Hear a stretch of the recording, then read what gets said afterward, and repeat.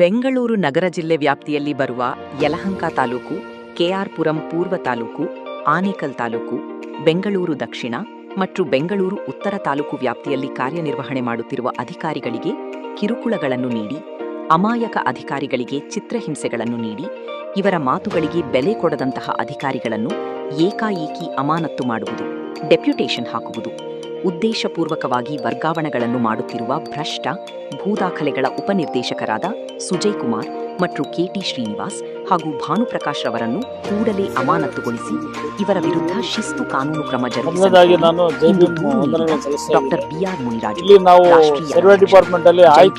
ಅಖಿಲ ಭಾರತ ಇಲ್ಲಿ ನಮ್ಮ ಬೆಂಗಳೂರು ನಗರ ಜಿಲ್ಲೆ ಅಂದ್ರೆ ಒಂದು ಕರ್ನಾಟಕ ರಾಜಧಾನಿಗೆ ಒಳ್ಳೆ ಪ್ರಬಲವಾದಂತ ನಗರ ಬೆಂಗಳೂರು.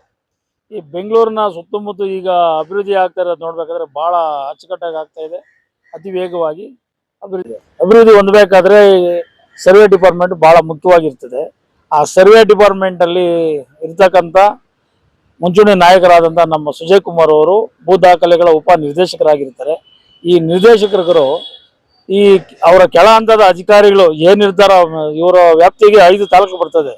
ಕೆಆರ್ಪುರಂ ತಾಲೂಕು, ಬೆಂಗಳೂರು ಉತ್ತರ, ಬೆಂಗಳೂರು ದಕ್ಷಿಣ, ಆನೇಕಲ್ಲು ಮತ್ತು ಯಲಹಂಕ, ಈ 5 ತಾಲೂಕುಗಳಲ್ಲಿ ಕಾರ್ಯನಿರ್ವಹಣೆ ಮಾಡಿದಂಥ ಸಹಾಯಕ ಉಪ ಭೂ ದಾಖಲೆಗಳ ನಿರ್ದೇಶಕರಿರ್ತಾರೆ. ಅದರಲ್ಲಿ ಒಬ್ಬರನ್ನ ಬಿಟ್ಟು ಇನ್ನೆಲ್ಲ ಕಡೆನೂ ಅಲ್ಲಿ ದಲಿತರಿರ್ತಾರೆ. ಆ ದಲಿತರನ್ನ ಕೃಷ್ಣ ಬೈರೇಗೌಡರು ಕಂದಾಯ ಸಚಿವರಾಗಿದ್ದಂಥ ಸಂದರ್ಭದಲ್ಲಿ ಇದನ್ನೇನು ಹೇಳ್ತಾನಂದ್ರೆ, ಏನ್ರಿ ಎಲ್ಲ ಕೃಷ್ಣ ಬೈರೇಗೌಡರೆಲ್ಲ ದಲಿತರನ್ನೇ ಹಾಕ್ಬಿಟ್ಟವ್ರು ಅಂತೇಳಿ ಅಧಿಕಾರಿಗಳಿಗೆ ಬೈದಿರ್ತಾರೆ. ಆ ಅಧಿಕಾರಿಗಳು ನಮ್ಗೆ ಮಾನಸಿಕವಾಗಿ ಹಿಂಸೆ ತಾಳಾರ್ದ ನಮ್ಗೆ ಬಂದು ಹೇಳ್ತಾರೆ, ನೋಡಿ ಸಾರ್ ಹೀಗೆ ಅಂತ. ನಮ್ಗೆ ಎಷ್ಟು ಬೇಜಾರು. ಇವ್ರು ಹಿಂಗೆ ಹೇಳಿದ ಕೂಡಲೇ ನಾವು 6ರಿಂದ 7 ಹೋರಾಟಗಳು ಮಾಡ್ತೀವಿ. ಇಮಿಡಿಯೇಟ್ಲಿ ಇವ್ರನ್ನ ಸಸ್ಪೆಂಡ್ ಮಾಡಿ ಇವ್ರು ಇಲ್ಲಿ ಇರೋದು ಬೇಡ ಅಂತ ನಾವು ಹೇಳಿದ್ರೆ, ನಾವು ಹೋರಾಟ ಮಾಡೋದು ಒಂದು ಹೋರಾಟಕ್ಕೆ ಒಂದು ಬೆಲೆ ನಿಲ್ದ್ರೆ ಆಗ್ಬಿಟ್ಟದೆ.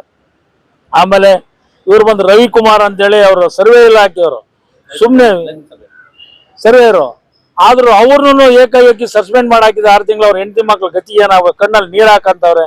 ಇವತ್ತು ಆಯುಕ್ತರ ಬಗ್ಗೆ ಕಣ್ಣಲ್ಲಿ ನೀರು ಹಾಕೊಂಡು ಹೇಳ್ತಾ ಇದ್ದಾರೆ. ಯಾರೋ ಮಾಡಿದ ಕೆಲ್ಸಕ್ಕೆ ಅವ್ರ ಪನಿಷ್ಮೆಂಟ್ ಕೊಟ್ಟಿದ್ರೆ ಇವ್ರ ಪನಿಷ್ಮೆಂಟ್ ಕೊಟ್ರೆ ಇವ್ರೇನಾಗ್ಬೇಕು? ಇವರು ಬಹಳ ತಪ್ಪಾಗಲ್ವಾ? ಇದೆಲ್ಲ ಆಗ್ಬಾರ್ದು. ಇದೆಲ್ಲ ನಾವು ಖಂಡಿಸ್ತೀವಿ. ಈ ಒಂದು ವಿಚಾರಗಳೆಲ್ಲ ಆಗೋದಕ್ಕೆ ನಾವು ಬಹಳ ಬೇಜಾರಾಗ್ತದೆ. ಇದನ್ನೆಲ್ಲ ನಾವು ಇದು ಮಾಡೋಕ್ಕಾಗಲ್ಲ.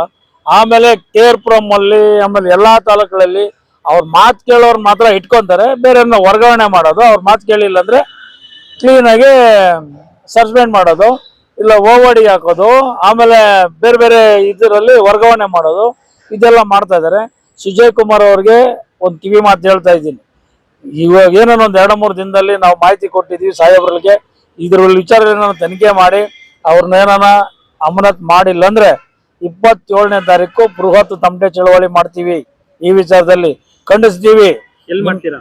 ಫ್ರೀಡಂ ಪಾರ್ಕ್ ಅಲ್ಲಿ ಮಾಡ್ತೀವಿ, ಕಾನೂನು ಚೌಕಟ್ಟಲ್ಲಿ ಮಾಡ್ತೀವಿ. ಇದು 8ನೇ ಹೋರಾಟ, 9ನೇ ಹೋರಾಟ ಮಾಡ್ತಾ ಇರೋದು. ಈ 9ನೇ ಹೋರಾಟದಲ್ಲಿ ಏನಂತ ನಾವು ತೋರಿಸ್ತೀವಿ. ಇದೆಲ್ಲನೂ ಬಹಳ ಬೇಜಾರಾಗ್ತದೆ, ಹೇಳ್ಬಾರ್ದು, ಅಷ್ಟು ನೋವಾಗ್ತದೆ ಅಧಿಕಾರಿ. ಆಮೇಲೆ ಇವ್ರದೊಂದು ಯಾವುದೋ ಒಂದು ಜಮೀನನ್ನ ಪಾಪ ಇವ್ರ ಜಾಗ ನೋಡಿ ಬೇರೆಯವ್ರಿಗೆ ಪೋಡಿ ಮಾಡ್ಕೊಡೋದು. ಬೇರೆಯವ್ರಿಗೆ ಪೋಡಿ ಮಾಡಿಕೊಟ್ಬಿಟ್ಟು ಆ ಮೋಹನ್ ಅಂತ ಒಬ್ಬ ಯಲಹಂಕದಲ್ಲಿ ಒಬ್ಬ ADLR ಇದ್ದ, ಅವನು ಹೇಳ್ಕೊಂಬಾರ್ದು, ಅವನಂತ ಭ್ರಷ್ಟ ಅವನು. ಅವ್ರ ಜಾಗದಲ್ಲಿ ಇದ್ದಂಥವ್ರನ್ನ ಅವ್ರ ಪೇಪರಲ್ಲಿ ಕೊಟ್ಟವ್ರು, ತಿರ್ಗಿ ಅಲ್ಲಿ ಮಾಡೋರು ಅಂತೇಳಿ ಅಪೀಲ್ ಬಂದವ್ರೆ. ಉಪ ನಿರ್ದೇಶಕರಿಗೆ ಅಪೀಲ್ ಬಂದ್ರೆ ಇವ್ರ ಪರವಾಗಿ ಎಲ್ಲ ಮಾಡ್ತೀನಿ ಅಂತ ಆರ್ಡರ್ಗಳೆಲ್ಲ ಮಾಡಿಬಿಟ್ಟು ಇವ್ರೇನೋ ದುಡ್ಡು ಗಿಡ್ಡು ಕೇಳಿರ್ತಾರೆ, ಕೊಡೋಕೆ ಲೇಟು ಗೇಟ್ ಆಗಿದ್ ಕೊಡ್ಲೇನೆ ಕ್ಯಾನ್ಸಲ್ ಮಾಡಿ ಬೇರೆ ಕೊಡ್ತಾರೆ. ಆ ಮನುಷ್ಯ ಪೇಪರಲ್ಲಿ ಹಾಕ್ಬಿಟ್ಟು ಮನೆ ಕಣ್ಣಲ್ಲಿ ನೀರು ಹಾಕೊಂಡು ಬಂದಿದ್ದಾನೆ ನಮ್ಮ ಕಚೇರಿ ಹತ್ರ, ಹಣ ಹಿಂಗಾಗಿದೆ ಅಂತೇಳಿ. ಇನ್ನು ಇವ್ರ ಅಪ್ಪನ ಆಸ್ತಿನೇನು ಬರ್ಕೊಳ್ಬೇಕಾ? ಆಮೇಲೆ ಸರ್ಕಾರಿ ಜಾಗಗಳನ್ನೆಲ್ಲನೂ ಕೋಡಿಗಳು ಮಾಡೋದು, ಒತ್ತುವರಿಗಳು ಮಾಡೋದು, ಬಿಲ್ಡರ್ಗಳ ಜೊತೆ ಹೋಗಿ ಶಾಮಿಲ್ ಆಗೋದು, ಆಮೇಲೆ ಏನ್ ಬೇಕಾದ್ರೆ ಮಾಡೋದು. ಆಮೇಲೆ ಹೆಣ್ಣು ಮಕ್ಳಿಗೆ 11 ಗಂಟೆ 12 ಗಂಟೆ ಕುಡಿದ್ಬಿಟ್ಟು ಒಂದು ಫೋನ್ಗಳಲ್ಲಿ ಮಾತಾಡೋದು, ಕುಡಿದ್ಬಿಟ್ಟು ಮಾತಾಡ್ತಾನೆ. ಅದೆಲ್ಲ ಸುಜಯ್ ಕುಮಾರ್ ಮಾತಾಡ್ತಾನೆ. ಇದೆಲ್ಲ ಖಂಡನೆ ಆಗಿರ್ತದೆ, ಬಹಳ ಬೇಸರ ಆಗ್ತದೆ. ಈಗ ನಮ್ಮ ವಿಚಾರಕ್ಕೆ ನನ್ನ ನ್ಯಾಯ ಸಿಗ್ಲಿಲ್ಲ, ಮುಂದಿನ ದಿನದಲ್ಲಿ ಅವ್ನಿಗೆ ಏನ್ ಪಾಠ ಕಲಿಸ್ಬೇಕು ಅನ್ನೋದು ಕಲಿಸ್ತೀವಿ. ಈಗ ನಮ್ಮ ನಮ್ಮ ಹೆಸರೇನು? ಸರ್ ರವಿಕುಮಾರ್. ಇಲ್ಲಿ ಏನಕ್ಕೆ ಬಂದಿದ್ದೀರಿ ಇವತ್ತು? ಏನು ಇತ್ತು ಬಂದಿದ್ದೀರಾ ಸರ್? ನನ್ನ ಅಮಾನತ್ ಮಾಡಿದ್ದಾರೆ ಸರ್. ನಾಗದಾಸ್ನಳ್ಳಿ ಕೇಸ್ ಯಲಹಂಕದಲ್ಲಿ, ಅದು 2009ನೇ ಕೇಸು. 2009 ಪ್ರಕರಣ ಸರ್ ಕೇಸ್. ಅದಕ್ಕೆ ಯಾರನ್ನೂ ವಿಚಾರಣೆ ಮಾಡ್ದಂಗೆ ಏಕಾಏಕಿ ನೀನೇ ತಪ್ಪು ಮಾಡಿದ್ದೆ ಅಂತ ಹೇಳ್ಬಿಟ್ಟು ನನ್ನ ಅಮಾನತ್ ಮಾಡಿ ಈಗ 6 ತಿಂಗಳಾಗಿದೆ ಸರ್. ಇಲ್ಲಿ ನಾನು ಗೌರ್ಮೆಂಟ್ ಲ್ಯಾಂಡ್ನ ಪೋಡಿ ಮಾಡಿಕೊಟ್ಟಿದ್ದೀನಿ ಅಂತ ಹೇಳ್ತಾ ಇದ್ದಾರೆ. ಆಕ್ಚುಲಿ ಗೌರ್ಮೆಂಟ್ ಲ್ಯಾಂಡ್ ಅಂತ ಇದ್ಮೇಲೆ ಅವ್ರು ನಮ್ಗೆ ಇಶ್ಯೂ ಮಾಡಂಗಿಲ್ಲ, ಸರ್ವೆಗೆ ಇಶ್ಯೂ ಮಾಡಂಗಿಲ್ಲ. 2009 ನಮಗೆ ರೆಕಾರ್ಡ್ ಬಿಡ್ಕಂತ ಹೇಳಿ ದಾಖಲೆ ಕೊಡ್ತಿರ್ಲಿಲ್ಲ.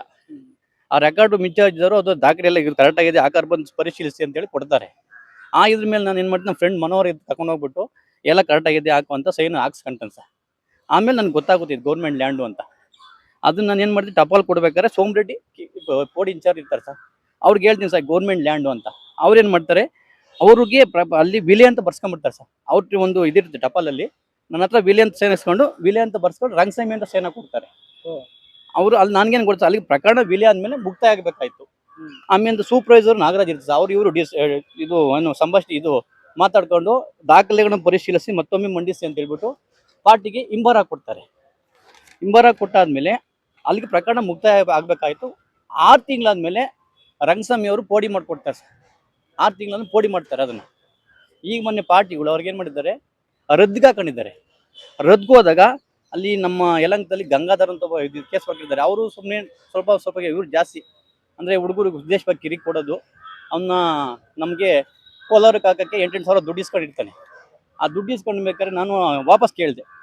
ಇದ್ರ ಮೇಲೆ ನಮ್ಮ ಮೇಲೆ ಅವನು ಇದು ಒಂಥರ ಮಚ್ಚೆ ಇದು ಮಾಡ್ಕೊಂಡು ಬರೀ ಪಕ್ಕ ಟಿಪ್ಪಣಿ ಮಾತ್ರ ಕಿತ್ಕೊಟ್ಟಿರ್ತಾನೆ. ಆ ದಾಖಲೆ ಒಳಗಿರೋದು ನಿವೇದನೆ ಕಾಪಿಯಾಗಿ ಹಿಂಬಾರ ಕಾಪಿಯಲ್ಲಿ ಡಿ ಡಿ ಅವ್ರಿಗೆ ಕೊಟ್ಟಿರಲ್ಲ. ಆ ಡಿ ಡಿ ಅವ್ರು ಏನು ಮಾಡ್ತಾರೆ, ಅದೇ ಒಂದು ಮಾರ್ಗ ಇಟ್ಕೊಂಡು ನನ್ನ ಏಕಾಏಕಿ ನೀನೇ ಮಾಡಿದ್ದೆ ಅಂತ ಸಸ್ಪೆಂಡ್ ಮಾಡಿಬಿಡ್ತಾರೆ. ಮೂಲ ಯಾರನ್ನೂ ವಿಚಾರಣೆ ಮಾಡಲ್ಲ. ನಾನು ಲೈನ್ ಸರ್ವೇರ್ ಅಂತ ಹೇಳ್ಬಿಟ್ಟು ನನ್ನ ಹೋದ್ರೆ ನಿನ್ನ ಮೇಲೆ FIR ಹಾಕ್ತೀನಿ, ನಿನ್ನ ಬಿಲ್ಡಿಂಗಿಂದ ತಳ್ತೀನಿ ಅಂತ ಹೋದಾಗೆಲ್ಲ ನೀನು ಗೌರ್ಮೆಂಟ್ ಲ್ಯಾಂಡ್ ಮಾಡ್ಕೊಂಬಂದಿದ್ಯಾ ಅಂತ ಸುಮ್ಮನೆ ಮಾನಸಿಕ ಹಿಂಸೆ ಕೊಟ್ಟು ನನಗೆ 1 ವರ್ಷ ಆಗ್ಬಿಟ್ಟು. 1 ವರ್ಷದಿಂದ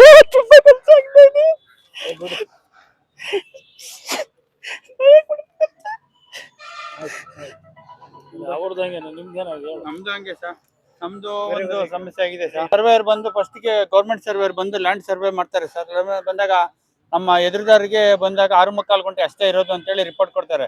ಅದನ್ನ ಓವರ್ಲ್ಯಾಪ್ ಮಾಡಿ ನಮಗೆ ಬೇರೆಯವ್ರಿಗೆ ಮಾಡಿ ನಮ್ಮ ಜಮೀನ ಬೇರೆಯವ್ರಿಗೆ ಹೋಗೋ ಥರ ಮಾಡ್ಕೊಟ್ಬಿಟ್ಟು ಮತ್ತೆ DDLR ಹತ್ರ ಅಪೀಲ್ ಹಾಕೋತೀರಿ. DDLR ಬಂದು ಅಪೀಲ್ನೇ ಚೇಂಜ್ ಮಾಡಿಬಿಟ್ಟು ನಮಗೆ ಅಪೀಲ್ನಲ್ಲೇ ನೋಡಿ ಸರ್ ಈ ಥರ ಮಾಡಿದ್ದಾರೆ, ಎಲ್ಲ ಅಪೀಲ್ನೇ ಚೇಂಜ್ ಮಾಡಿಬಿಟ್ಟು ಈ ಥರ ಮಾಡಿದ್ದಾರೆ.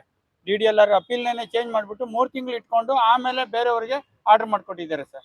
ನಮ್ಮ ಎದುರುದಾರರಿಗೆ ಮಾತ್ರ ಆರ್ಡರ್ ಮಾಡ್ಕೊಟ್ಟಿದ್ದಾರೆ ಈ ತರ. ಸುಜಯ್ ಕುಮಾರ್ ಅನ್ನೋರು ಇಲ್ಲಿ DDLR ಈ ತರ ಏನ್ ಬಯಸ್ತಾ ಇದ್ದೀರಿ? ನಮ್ಗೆ ನ್ಯಾಯ ಕೊಡಿಸ್ಬೇಕು ಅಂತ ಕೇಳ್ತಾ ಇದ್ದೀನಿ ಸರ್. ನಮ್ಗೆ ನಮ್ಮ ಜಮೀನಿಗೆ ನಮ್ಗೆ ಯಾವ ತರ ಇದೆ ಅದನ್ನ DDLR ವಜಾ ಮಾಡ್ಕೊಂಡು ನಮ್ಗೆ ಯಾವ ತರ ಐತೆ ಅದ ಪ್ರಕಾರ ನಮ್ಮ ಜಮೀನ ಹೊಸದಾಗಿ ಪೋಡಿ ಮಾಡ್ಕೊಂಡು ಕೊಡ್ಬೇಕು ಅಂತ ನಮ್ಗೆ ನ್ಯಾಯ ಕೊಡ್ಬೇಕು ಅಂತ ಕೇಳ್ಕೊತಾ ಇದ್ದೀನಿ ಸರ್. ಈಗ ಅಧಿಕಾರಿ ತಪ್ಪು ಮಾಡಿದಾರಲ್ಲ, ಅವ್ರಿಗೇನ್ ಶಿಕ್ಷೆ? ಅವ್ರಿಗೆ ಅಧಿಕಾರಿಗಳಿಗೆ ಶಿಕ್ಷೆ, ಅವ್ರಿಗೆ ದೊಡ್ಡ ಅಧಿಕಾರಿಗಳು ಅವ್ರಿಗೆ ಶಿಕ್ಷೆ ಪಟ್ಟಿದೆ, ಅವ್ರಿಗೆ ಸಂಬಂಧಪಟ್ಟಿದೆ ಸರ್. ನಾನೇನು ಕೇಳಕ್ಕಾಗಲ್ಲ ಸರ್. ಸಸ್ಪೆಂಡ್ ಮಾಡೋಕ್ಕೆ ಕೇಳ್ಕೊತೀನಿ ಸರ್ ಅವ್ರಿಗೆ. ನನ್ನ ಹೆಸರು ವೆಂಕಟೇಶ್ ಅಂತ ಸರ್, ಕುಂಬಾರಳ್ಳಿ ಗ್ರಾಮ ಈ ತರ ಮಾಡಿದ್ದಾರೆ ಸರ್. ನನ್ನ ಹೆಸರುಘಟ್ಟ ಹೋಬಳಿ.